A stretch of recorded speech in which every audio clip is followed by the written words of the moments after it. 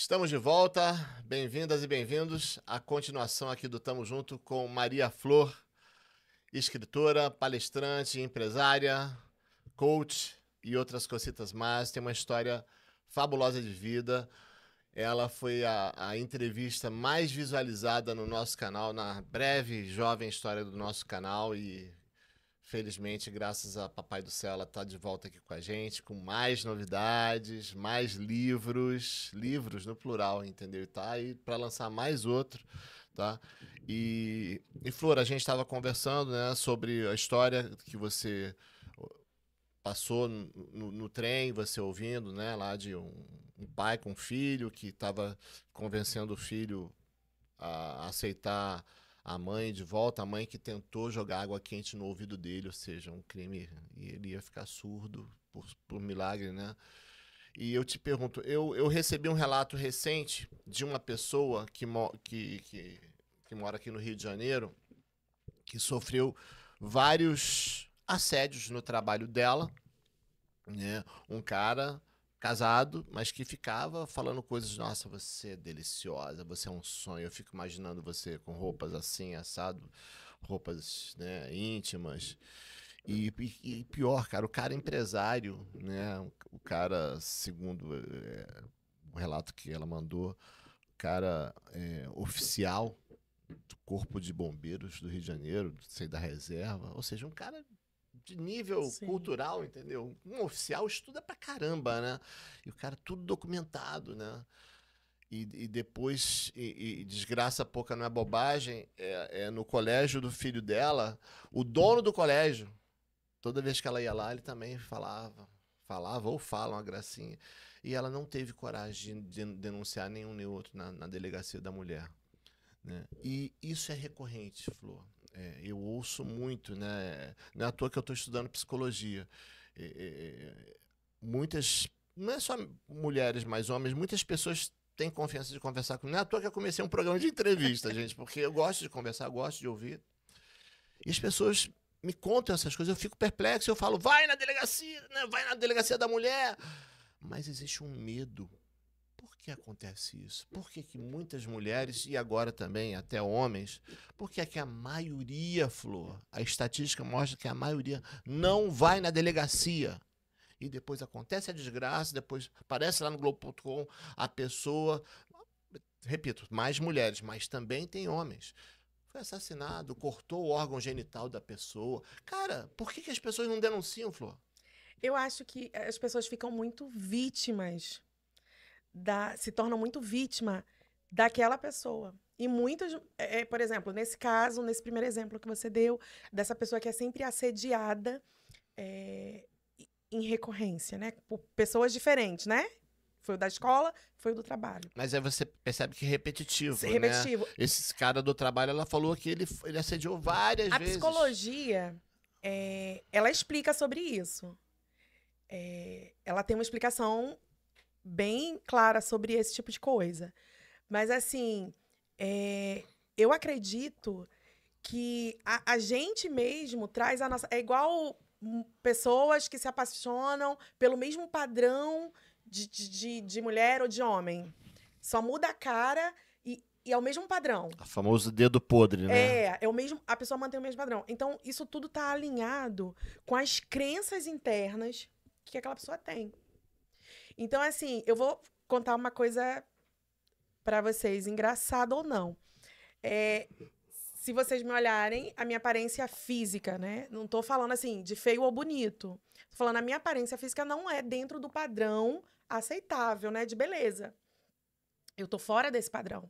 Mas acredite se quiser, eu sou sempre muito cantada. E não é irônico? É muito irônico. Porque eu particularmente, eu não dou brecha, mas eu sou cantada.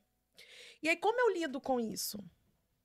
Eu, Sandra, eu finjo que não vejo e eu geralmente transformo aquilo. Mas uma cantada educada ou uma cantada... Não tão agressiva quanto a dessa pessoa que você relatou. Mas, tipo assim, pra mim, cantada... Eu sou casada. Pra mim, cantada é cantada, entende? Não, porque, olha, veja bem, eu vou até falar... Eu quero um dia fazer um programa dando dicas, né? Você vai até De rir, como mas é sair. sério. Dando dicas de como paquerar. Porque, olha, veja bem, uma coisa, tá, eu como homem, passar uma mulher e eu falar gostosa, nossa, devorava todinha. Isso é assédio, gente, isso é assédio. Sim. Agora, passa uma menina, eu acho interessante, aí se eu falar, desculpa, começa, ó, gente, tô dando, ó, consultoria de paquera. Desculpa, posso falar com você? E se a menina fala, pode, você é solteira? Gente, isso não é assédio, isso é educado. E se a menina estiver interessada, ela vai responder. Sim. Sabe o que ela vai responder? Sou solteira. E aí você vai, bate um papo. Poxa, você mora onde? Trabalha com o quê? Tal, mora aqui no Rio? Mora aqui em Jacarepaguá, ou na Barra, ou em Nova Iguaçu, ou em Copacabana. E vai, né? Como faz um amigo meu que está assistindo a gente aqui ao vivo, depois a gente vai gravar, vai entrar ele, Pedro Becker, bom de papo. Enfim, vai desenrolando, numa boa. Isso tá tranquilo, isso faz parte do jogo. Agora, gostosa, avião, te engulo, para não falar aquele termo, né, de mastigar, isso tudo hoje é assédio. Pesadíssimo, inclusive. Né? Mas assim, E acontece demais. Desse As que você contexto, passa são assédio ou educadas? são assédio. Com Caraca. certeza é assédio. Mas por que eu trouxe isso? Porque a gente tem que ter a nossa defesa. Eu não sei o que essas pessoas, essa que você nos trouxe, como ela responde. Se ela é só educadinha, finge que não vê e segue. Não, ela chegou a pontuar para o cara. Ela falou, olha, não tô gostando, você tá não sei se ela chegou a dizer para ele que estava assediando. E acabou até que o cara perdeu o contrato na empresa que ela trabalha. A empresa, graças a Deus, a empresa se posicionou ao lado dela. Uma empresa majoritariamente masculina, ela é a única mulher na empresa. É mais difícil ainda, né? Só que ela não teve coragem de ir na delegacia da mulher. E eu falei pra ela, cara, vai na delegacia da mulher. Ah, não, ele já foi, ele já perdeu o contrato, ele não vai incomodar mais. Eu falei, você não sabe como é que é a mente do psicopata. Sim. O psicopata, ele não tem limites. Sim. Ele depois vai descobrir onde você mora, vai... Enfim. Né? Então, assim, existe, por exemplo, no meu caso específico, eu me posiciono na hora, eu sou muito educadinha, né? Às vezes eu falo que, assim, meu maior desafio é que eu sou educada até demais. Tem uma pessoa específica que, enfim, que me manda coisas, assim, ridículas. E aí, o que eu faço? Eu respondo, cria vergonha na cara, criatura. Sou casada, lembra? E tipo assim, e aí eu bloqueei a pessoa por muito, muito tempo. E depois a pessoa falou, preciso falar contigo, me passa teu número, porque eu não tô conseguindo falar com você e tal. E aí eu fui e falei, olha, o que você quer conversar comigo? É profissional? Porque se for, aí eu rasgo o verbo mesmo, porque se for essas cantadinhas baratas, me poupe. Então, assim, eu acredito que a pessoa precisa saber que a gente não quer. Literalmente verbalizar mesmo, dizer assim, olha, eu não quero. Você é legal, você pode ser a última bolacha do pacote, mas eu não quero. E aí se a pessoa permanece, que eu tive um problema assim quando eu era jovem. Tinha um cara na minha escola, olha que horror. Eu só lembrei disso por esses dias. Tinha um cara, o nome dele era Edson. E esse Edson era da minha escola. E ele se apaixonou por mim de um jeito que, né, nessa época, não tinha celular, era telefone fixo. Ele ligava pra minha casa, tipo, 9 da noite. E falava assim... Ele só ligava naquele horário. Todos os dias ele ligava 9 da noite. E aí, ele falava assim... Oi, como você está? E eu educada, né? Oi, tudo bem, Edson? Você quer alguma coisa? Quer alguma ajuda com o trabalho da escola e tudo? E aí ele falava assim, não quero nada. Só queria saber como você tá. E aí eu lembro que um dia eu perguntei pra ele assim... E ele fazia isso todo dia, todo dia. E um dia eu falei assim, Edson, tá tudo bem com você? Você tá onde? Eu tô no Orelhão, aqui do lado da sua casa. Gente, eu nunca disse pra ele onde eu morava. Aquilo ali foi o suficiente pra me deixar desesperada. Eu nem dormi. E aí, por um período de tempo depois, os meus falou com seus pais? Falei, lógico, porque meus pais perceberam que ele ligava sempre e tudo. E aí, meus pais falaram, olha, a gente vai tirar o telefone do gancho. Mas e o trajeto, né? Se ele te segue no trajeto. Medo de... Então, assim, às vezes tem coisas que você não pode controlar. E aí, essas coisas que você não pode controlar, você precisa sinalizar para as pessoas que estão perto de você. Eu percebi isso, eu identifiquei isso, para que alguma coisa seja feita. Como, por exemplo, ela contou para você e você disse: olha, eu oriento que você faça isso. Se ela não quis fazer, aí já é uma questão pessoal. Mas você foi lá e deu uma direção. É importante o público entender que a sociopatia ou a psicopatia tem vários níveis. As pessoas leigas acham que psicopata é só aquele cara que chega num colégio e sai atirando. Isso é um psicopata grau máximo. Mas tem o psicopata grau, entre aspas, leve. Certeza. Que é aquele cara que tem aquela frieza e tal. Aquele cara não vai matar, ele não vai nem agredir, mas ele tem aquele comportamento de stalker, né? De perseguir, de descobrir onde mora. Meio Né? doido, E né? na época que você passou não tinha nem a lei, né? Hoje Não infelizmente, tem a lei. tinha. Mas fica aí a dica para que usem as delegacias das mulheres, né? No caso das mulheres, os homens vai ter que ir na delegacia comum, né? E dizem que a Lei Maria da Penha, ela não atende só as mulheres, ela atende também o homem Sim, que foi lá pros agredido, né? dois.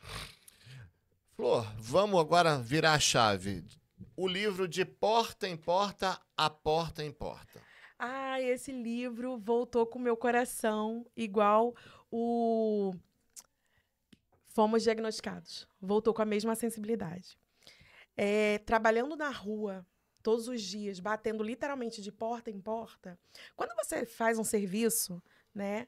A gente faz, teoricamente, né, com aquela coisa do ganhar dinheiro. Eu vou ganhar dinheiro. Mas a gente aprende na prática que não é sobre isso.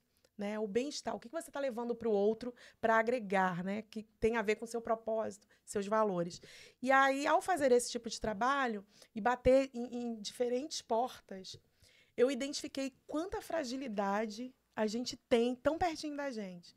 Então, assim, numa porta específica, que foi o que me inspirou a escrever esse livro, eu bati numa porta, eu ia vender um produto, né? Muito semelhante a um plano de saúde.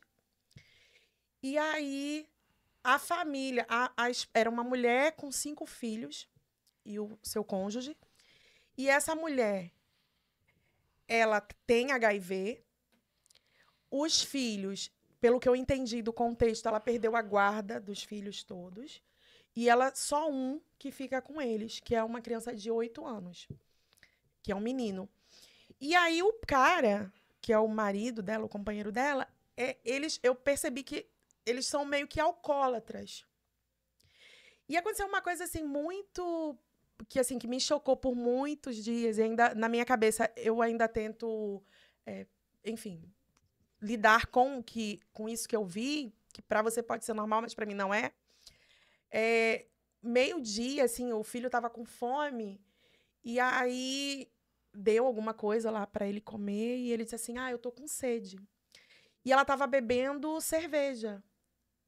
Como se fosse água. Ela virou a cerveja inteira no copo dele para beber. Aquilo me deu um desespero interno que você não tem noção. Assim, até hoje isso me impacta muito. Foi a naturalidade com que ela fez, entende? E aí ela foi e disse... Ele disse, não, mãe, eu não quero beber cerveja, eu só queria água. E aí eu fiquei pensando, eu falei, quando os nossos filhos, a gente tem tanto cuidado, né? Tanto zelo. A gente... trata ali numa redoma, muitas vezes. E quantas famílias são totalmente desestruturadas? Quantas? A gente, quando vê... Não estou justificando, não estou mesmo. Mas a gente vê trombadinha, a gente vê criança no sinal, a gente vê vários desse tipo de exploração, de muitas formas. E aí a gente fala assim, é só isso que eu estou vendo. Mas a gente não sabe os bastidores. A gente não sabe que se a criança não for pedir... Não, e se a criança não estiver pedindo, como camelô... Eu sou a prova viva disso que eu via. Tinha uma mãe que tem 8 filhos. Ela fica dentro da estação e os filhos iam lá pedir no sinal. E quando eles voltavam com dinheiro, ele tinha que voltar totalmente para ela. E eu vi, por 1 ou 2 vezes, ela bater no menino, porque o menino queria R$5 para comprar trufa. Ela falou, não, esse dinheiro é meu. Então, a gente não sabe dos bastidores, do que acontece. E aí, a criança de hoje... é aquele adulto de amanhã, cheio de sequelas. Uma pessoa que é toda problemática, que vai ser o quê? problema para outras pessoas e muitas vezes um problema para a sociedade. Então, o livro De Porta em Porta, A Porta Importa, é sobre isso, sobre também pessoas incríveis e extraordinárias que ao bater na porta, eu falei, gente, tem muita gente boa por aqui. Que é a questão da Sussu, por exemplo. Sussu tem uma pensão, a mulher cozinha extraordinariamente bem.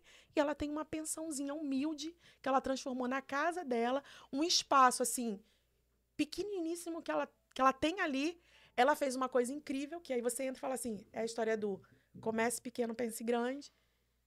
E é uma mulher generosa que ajuda tantas e tantas pessoas. Então, o livro vem disso, de porta em porta. Não é só o oferecer o meu produto, mas é saber que quem está por trás daquela porta, importa. Nossa, eu me emocionei. Realmente, quando a gente para num sinal, ou quando a gente vê histórias de crimes e etc., né? Quando a gente vai olhar a história daquela pessoa, infelizmente, tem uma estatística, por exemplo, que mostra que a maioria dos abusadores sofreram abuso, né? Então, que futuro esse menino aí de 8 anos que pediu água e a mãe deu cerveja pode ter, né? Eu penso nele quase Então, todos os dias, tá? Não vou mentir pra vocês, não. O buraco é muito mais embaixo, né, Sandra? E falando de hoje, o novo livro, novo projeto, você abordou que está fazendo aí um treinamento, ou não sei se a gente vai conseguir ter tempo hoje de falar de tudo, mas o novo livro.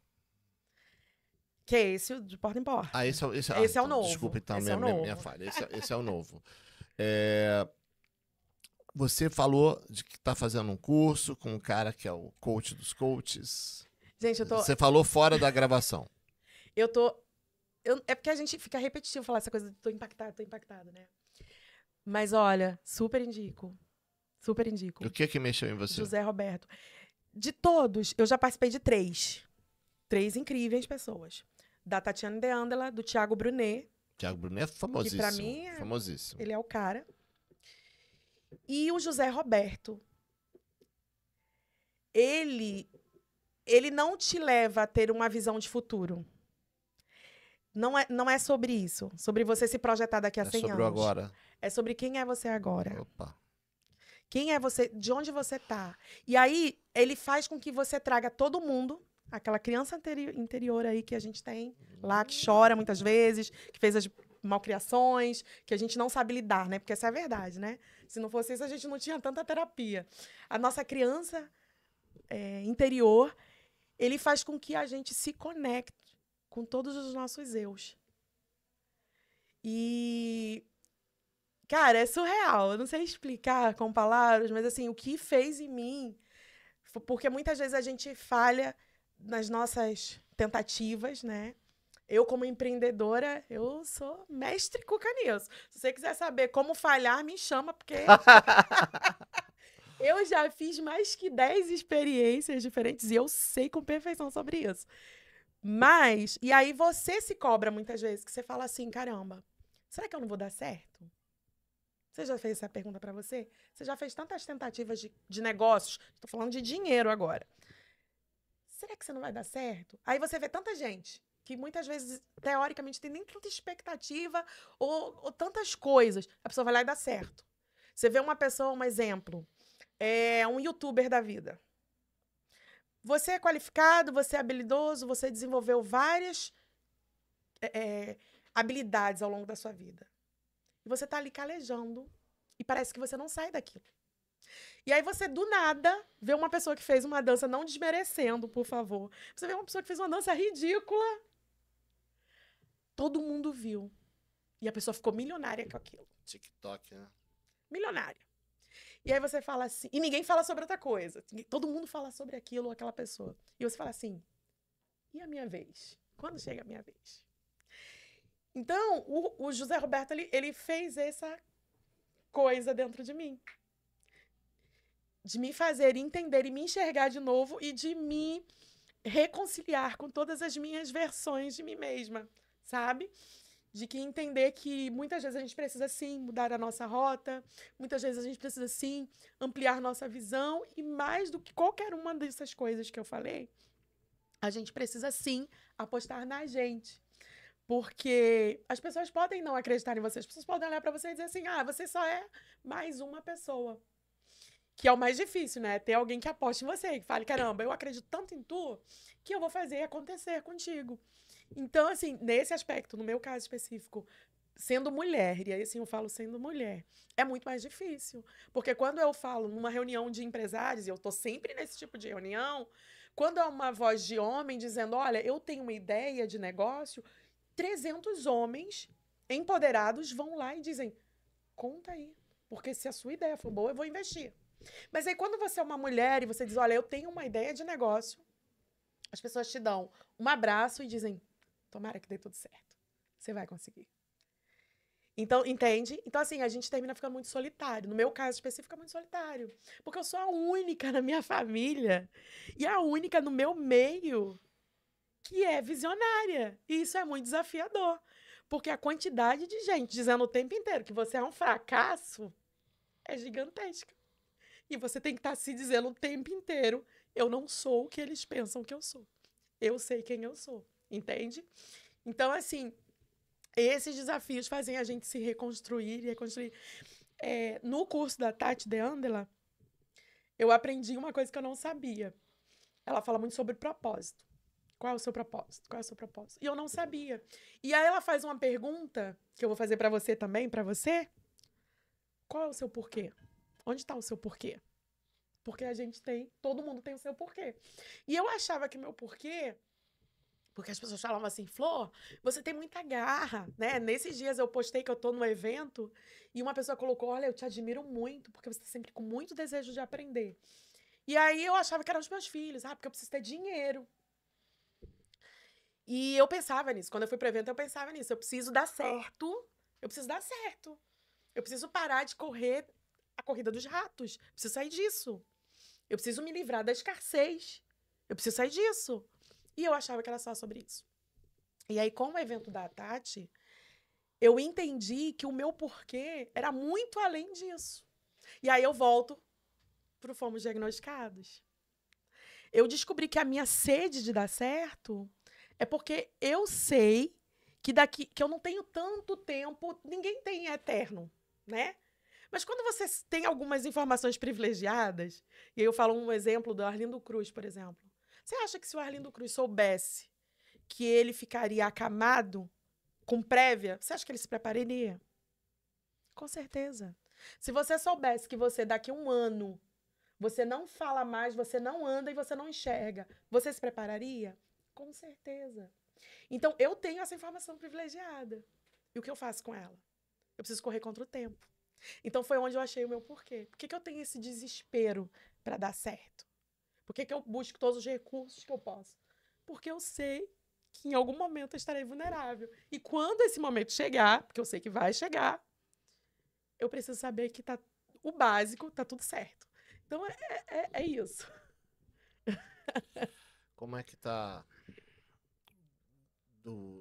enfim, desde que você, enfim, pro público que está te vendo pela primeira vez, né?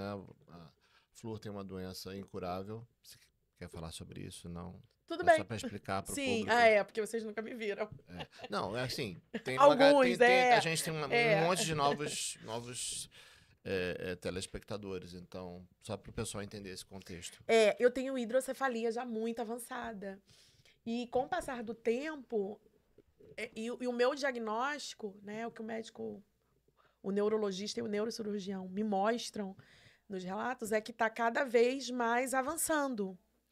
Então, assim, eu não vou entrar em detalhes, mas assim, ele me diz assim, olha, daqui a um ano isso vai acontecer, mas aproximadamente, porque eles não são tão precisos, mas só para vocês terem um parâmetro. Daqui a 5 anos você vai estar nessa situação. Então, assim, eu tenho essa visão de futuro, segundo eles. Então, assim, eu sei que eu preciso me preparar para aquilo. Aí você fala assim, igual algumas pessoas falam, mas você não tem fé que Deus vai curar? Você não tem fé que as coisas vão mudar? Eu tenho fé, mas eu sei que muitas coisas a gente precisa fazer, precisa passar. Tem coisas, e eu sempre falo isso, tem doenças que vieram para serem curadas e tem outras que a gente precisa aprender a lidar com elas.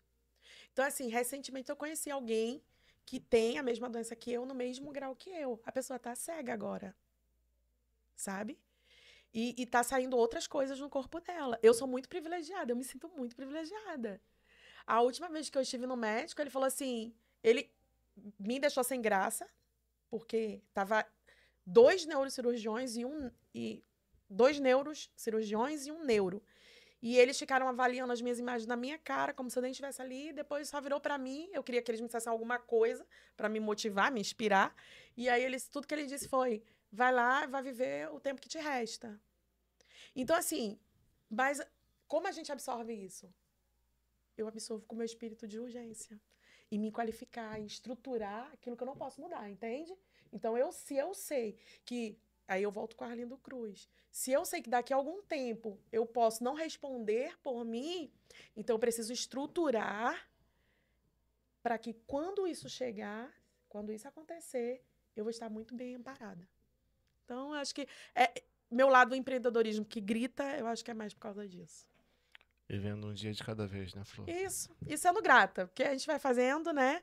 E entender que a gente tem que ser bênção pro outro. Eu me coloco sempre nessa posição.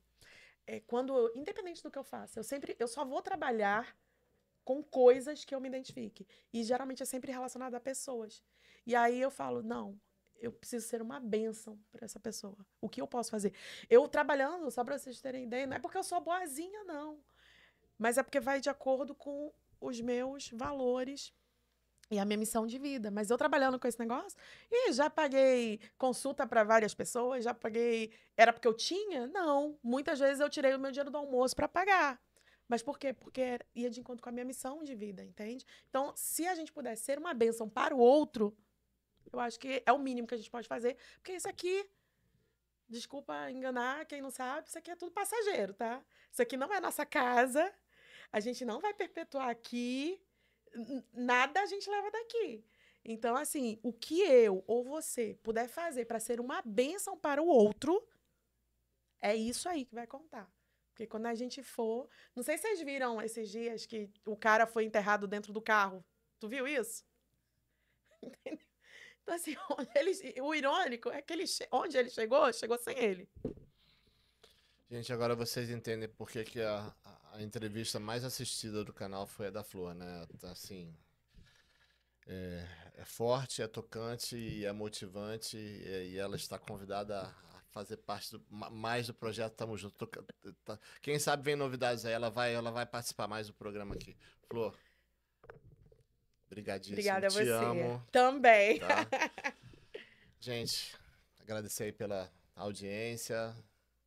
Se você ainda não se inscreveu, é só apertar o botãozinho, é de graça, não paga nada, se inscreve, dá like, comenta, compartilha com seus amigos, tá? É um trabalho de amor, vocês viram, esse é o espírito do Tamo Junto, e até o próximo. Obrigado.